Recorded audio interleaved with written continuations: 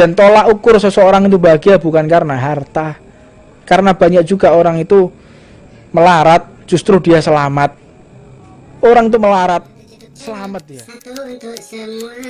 Bila berkenan silahkan like, comment, share, and subscribe agar tidak ketinggalan video-video terbaru dari kami. Terima kasih.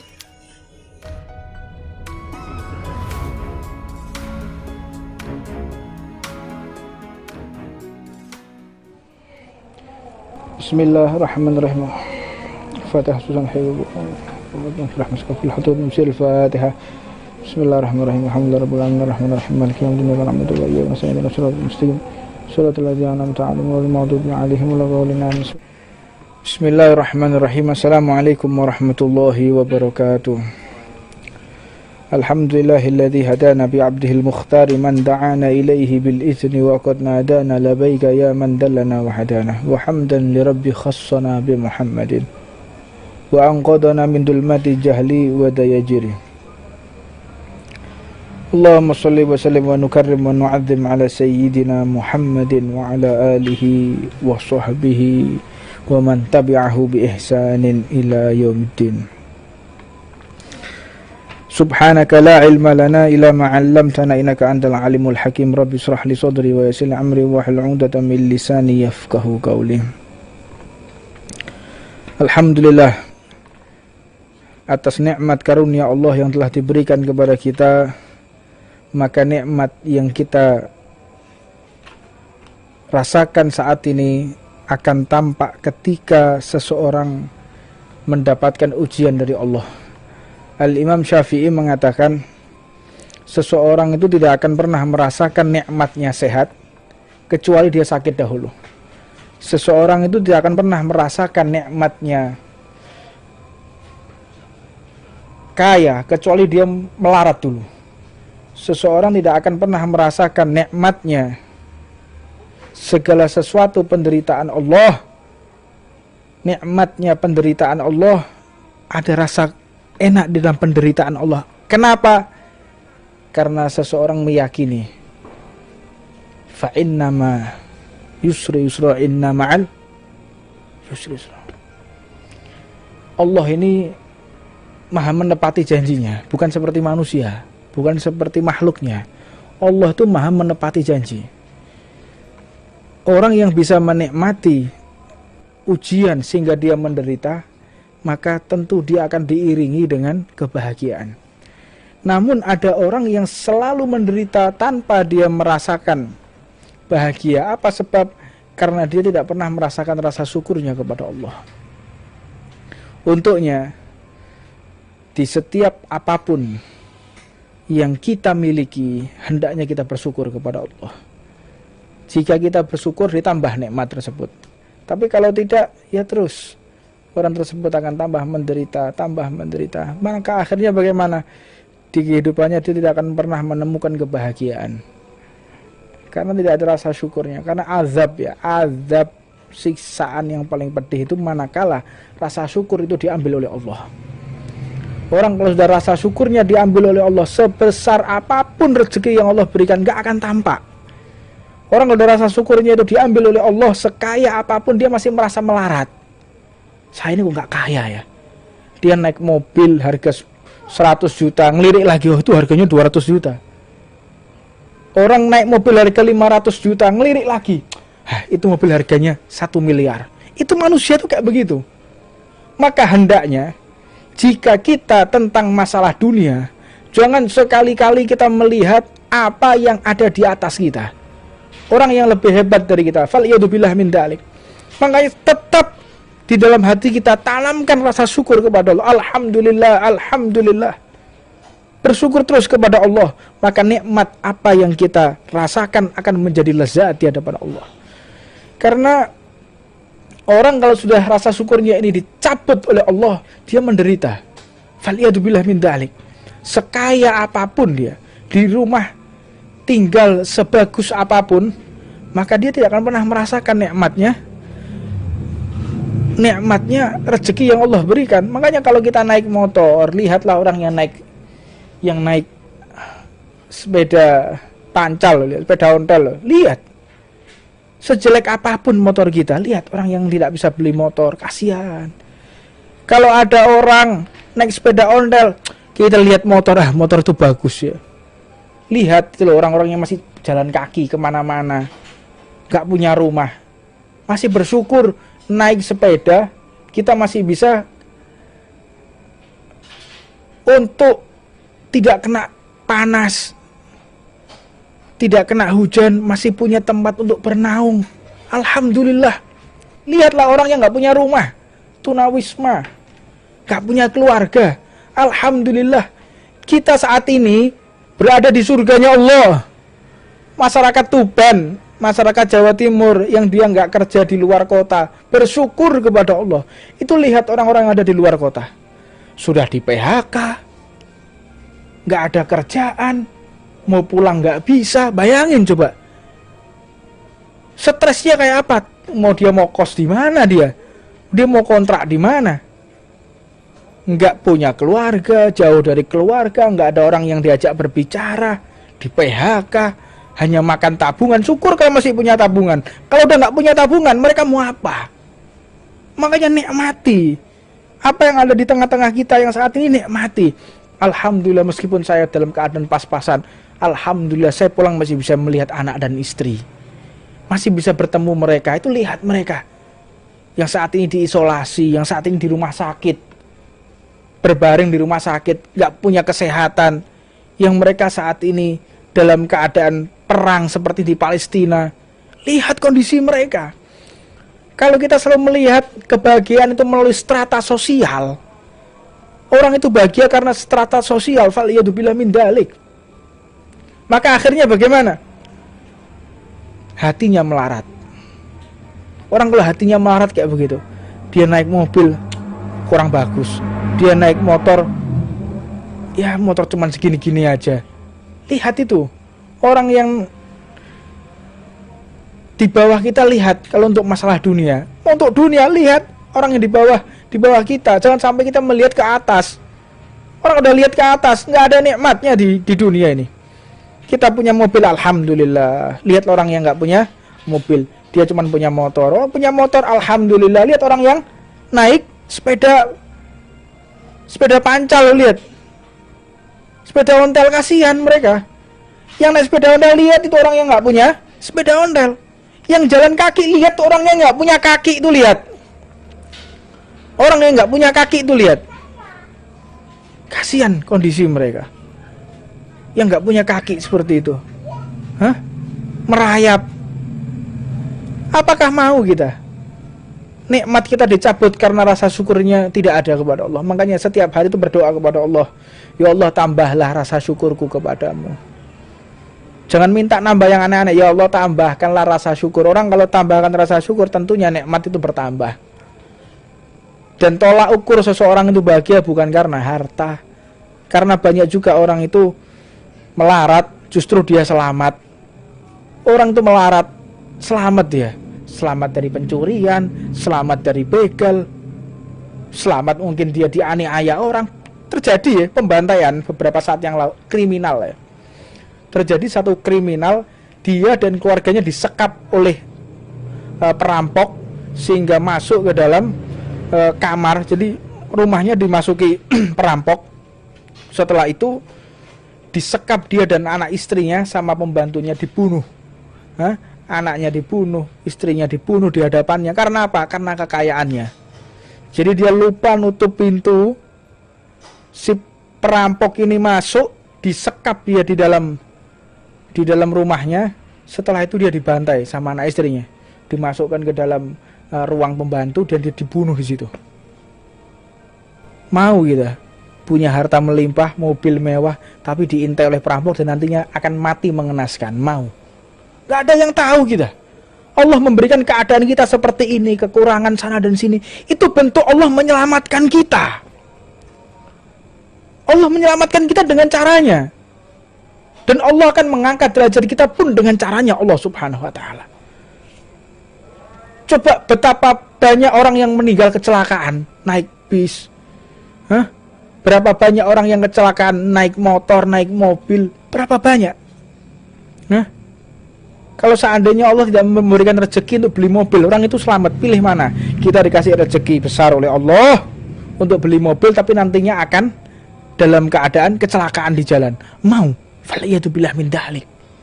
Makanya ketika kita diberikan fasilitas oleh Allah, doa kepada Allah, berdoa kepada Allah, ya Allah, tambahkan rasa syukurku kepadamu. Jangan ya Allah kurang, ya Allah kurang. Manusia, nggak ada yang nggak kurang manusia itu.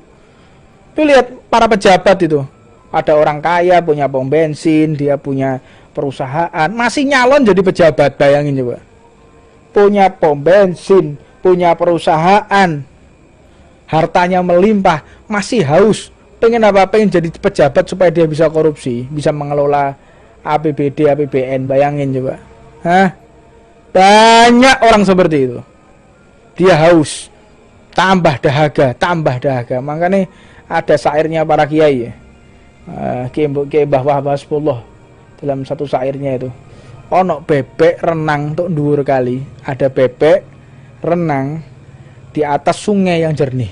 Namun bebek ini meninggal dalam keadaan kehausan. Ini kan bebek goblok ini namanya ini. Kan bebek goblok ya begini. Ada bebek renang di atas sungai yang jernih, tapi dia mati kehausan. Padahal dia renang di atas sungai yang jernih. Lah ini ibarat manusia. Diibaratkan oleh beliau, ini manusia saat ini. Dia dibergelimang kenikmatan, namun rasa syukurnya tidak ada. Ini azab loh ini. Ini siksa yang pedih loh. Siksa yang pedih. Allah mengangkat rasa syukur dalam hati hambanya. Faliyatubillah min dalik. Makanya kita minta kepada Allah, jangan sampai rasa syukur ini diambil oleh Allah. Minta ditambahkan. Maka kalau sudah rasa syukur ini ditambahkan, semua apapun yang kita miliki, apapun yang ada di hadapan kita, merasa nikmat. Alhamdulillah. Orang itu sawang sinawang, iki enak yo. Dua ini punya ini, Anda tidak tahu ya. Catat ini baik-baik ya, ya. Kalau kita melihat kenikmatan seseorang, engkau tidak tahu apa yang telah Allah ambil darinya. Ketika kita melihat orang ini bergelimang harta, bergelimang kemewahan, engkau tidak tahu apa yang telah Allah cabut dari kehidupannya, Allah ambil dari kehidupannya. Faliyatubillah min dalik. Gak ngerti, orang itu sawang sinawang, gak ngerti. Anda mau tahu contoh yang vulgar misalnya, kayak misalnya saya lihat Hamzah sekarang, apa saya nggak pingin gendong anaknya? Hah? Punya anak saya bisa gendong gini. Alhamdulillah. Ini apa nikmat ini?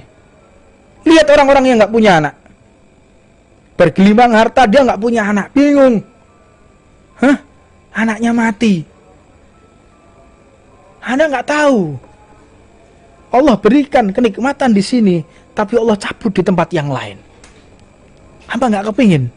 Kepingin. Makanya kita nggak tahu Allah apa yang Allah berikan kepada kita. Dengan orang-orang yang memiliki bergelimang harta, tapi kita nggak tahu apa yang Allah cabut dari dirinya. Dan ketika kita ingin bahagia, kuncinya cuma satu, bersyukurlah kepada Allah. Bersyukur. Wa qalilun min ibadiyas syakur. Hanya sedikit dari hambaku yang bersyukur kepada Allah. Makanya kalau kita ingin bisa merasakan nikmatnya kebahagiaan dunia, satu kuncinya, yaitu ajari keluarga kita untuk bersyukur kepada Allah. Dan kunci pokok semua ini ada pada ibu, istri. Mangkane lek golek bojo aja iming-imingi donya. Lek golek bojo, lek ingin cari istri, jangan ngapeli, jangan goda, jangan merayu dengan harta. Jangan rayu dengan harta. Ibu punya nampang ya. Kalau mau ngejar perempuan nampang, naik motor yang bagus. Padahal pinjem ini ya. Begitu nikah, Mas motornya mana? Selama ini dipakai untuk ngapeli saya, itu pinjem. Wah, terlanjur ya. Makanya juga si perempuan jangan begitunya juga. Lihat lihat laki-laki, wah ini motornya bagus, pasti orang berada, tertipu. Makanya harta itu tertipu, orang penipu itu pasti menggunakan harta. Dan kalian kalau mau tertipu, maka lihatlah tolak ukur itu dari harta. Tertipu, dunia itu tempat tipuan, dunia ini tipuan semua, tipuan. Makanya dikatakan ketika Rasulullah Isra wal Mi'raj, ada perempuan tua pakai perias ya, pakai kosmetik, pakai gelang emas, perempuan tua. Beliau naik buruk dikawal oleh malaikat Jibril untuk ke Hadratullah, menuju kepada Allah Subhanahu wa taala. Beliau melihat ada perempuan tua yang menggunakan berdandan yang begitu indahnya, menggunakan perhiasan emas seluruh badannya. Kata malaikat Jibril, "Ya Rasulullah, jangan engkau berpaling, jangan engkau melirik, terus dipanggil Rasulullah, digodai, dipanggil. Bagaimana caranya Rasulullah ini memalingkan dan melihat perempuan tersebut? Tanya, "Man huwa ya Jibril?" Siapa itu wahai Jibril? Itu adalah dunia. Itu dunia. Kalau engkau melihat, engkau melirik, maka semua umatmu akan terlena dengan dunia, akan tergila-gila dengan dunia. Untungnya Rasulullah itu tidak melirik. Wujudnya dunia itu ya, perempuan tua jelek, perempuan tua jelek tapi menggunakan perhiasan. Makanya banyak tertipu. Banyak orang tertipu karena perhiasan. Untuknya jangan kita tertipu dengan kosmetik. Makanya yang golek bojo cok seneng sing dandan, sing joko-joko iki. Golek bojo, cari istri, wah cantik ini. Pakai apa ini? Softland. Terus pakai apalagi itu namanya tuh? Lipstick, pakai bedak. Wah, luar biasa. Kameranya 360 lagi. Begitu ketemuan ya kayak nenek sihir, rasakno ya. Makanya lihat perempuan itu, nomor satu lihat apa? Garis keturunannya. Ini anaknya siapa ini? Setelah itu mantap, lihat fisiknya, lihat akhlaknya. Begitu juga dengan perempuan ketika menerima laki-laki. Jangan cuman fisiknya, lihat. Lihat ini sholat apa enggak, akhlaknya bagaimana, turunannya orang baik apa enggak, keluarga orang baik apa enggak. Udah baik-baik, alhamdulillah, terima aja. Jangan kita lihat dari strata sosial, lihat dari hartanya. Faliyatubillah min dzalik. Orang kalau udah melihat dari harta, pilih mantu juga, ibu-ibu yang mau pilih mantu, bapak-bapak yang mau pilih mantu, lihat dari hartanya, strata sosial, maka engkau akan terjerumus, maka engkau akan benar-benar tertipu, karena dunia tempat tipuan. Faliyatubillah min dzalik. Melanjutkan tentang apa yang disampaikan oleh Al-Imam Al-Habib Ahmad bin Al-Habsyi dalam kitabnya Risalul Jami'ah. Faslun fil adab. Ini tentang masalah akhlak, sopan santun yang saat ini ditinggalkan oleh semua orang. Minha hifdzul qalbi wa jawarihi minal ma'asi. Sopan santun yang tertinggi itu adalah ketika kita bisa mengendalikan hati. Ketika hati sudah bisa kita kendalikan, bukan orang yang munafik di sana nunduk-nunduk, tapi begitu ada gurunya Allah diem, ada pengawasnya diem. Tapi begitu nggak ada, wah ketawa-ketawa, wah nggak ada adabnya. Ada orang munafik ini, orang yang nggak punya adab. Fil adab minha hifdzun qalb. Jaga hati kita. Bagaimana hati kita? Dan manakala ketika kita tidak bisa menjaga hati, maka sulit untuk mengendalikan tubuh itu. Yang paling parah lagi kalau sudah di depan gurunya cengengesan, di luar gurunya juga cengengesan, ini orang yang paling parah ini. Masih mending ya orang-orang depan ada ngerti adab. Ini depan ulama, ini depan kiai, depan habaib diem, jaga adab. Ini orang-orang yang masih selamat ya. Namun lebih baik lagi apabila di depan mereka dan di belakang mereka tetap, maka orang-orang yang istimewa. Dan orang-orang yang tercela, orang-orang yang memang gila, gak punya aturan, gak punya adab, di depan habaib tetap sama, depan kiai masih cengengesan. Orang gak punya adab, gak punya sopan santun, gak bisa membedakan Dan wa jawarihi minal ma'asi, dan menjaga anggota tubuh dari kemaksiatan termasuk daripada akhlak sopan santun. Hifdzul qalbi minal ma'asi wajibun ala kulli muslim. Menjaga hati dari setiap kemaksiatan ini hukumnya wajib bagi orang yang beriman kepada Allah dan Rasulnya. Wa kadza hifdzul a'dha sab'ah fardhu 'ainin ala kulli muslim. Begitu juga dengan Allah amanatkan anggota tubuh kita. Jawarih, anggota tubuh kita ini amanat dari Allah. Amanat. Nah, mata ini amanat, telinga ini amanat, lisan ini amanat, kaki ini amanat, semua kan ini dipinjami semua ini kontrak ini. Kalau habis kontraknya kembali ke tanah, kita akan diadili oleh Allah. Engkau gunakan untuk apa segala sesuatu yang aku berikan kepadamu? Mata yang aku berikan, penglihatan yang aku berikan, engkau gunakan untuk apa? Telinga yang aku titipkan, engkau gunakan untuk apa? Tangan. Kan semua ini diadili oleh Allah. Kaki kita semua nanti ini di akhirat nanti, lisan ini terkunci, punya lisan sendiri yang akan berkata apapun yang akan Allah tanyakan. Tangan ini juga demikian, akan punya lisan, punya mulut. Tangan punya mulut, kaki punya mulut, semua punya mulut. Jawarih ini, anggota tubuh ini semua akan punya mulut ketika disidang oleh Allah. Dan semuanya berkata jujur atas semua pertanyaan Allah. Kita nggak bisa ngapa-ngapain, nggak bisa membela diri. Kalau di dunia kita punya masalah nyewa pengacara, setelah itu kasak kusuk, komunikasi sana sini sehingga lolos dari jeratan hukum, bisa, hukum dunia bisa, tapi ahkamul hakimin, hukumnya Allah, persidangan Allah, siapa orang yang bisa menyogok? Tidak ada yang bisa. Pengacara mana yang bisa membela? Nggak ada. Tidak ada yang bisa. Yang bisa membela kita hanyalah Nabi besar Muhammad SAW dengan syafaatnya. Mudah-mudahan Allah menetapkan iman di dalam hati kita dan Nabi Muhammad memberikan syafaatnya ketika nanti di akhirat, dan yang paling kita harapkan Allah menutup semua aib kita. Allah menutup segala kekurangan kita.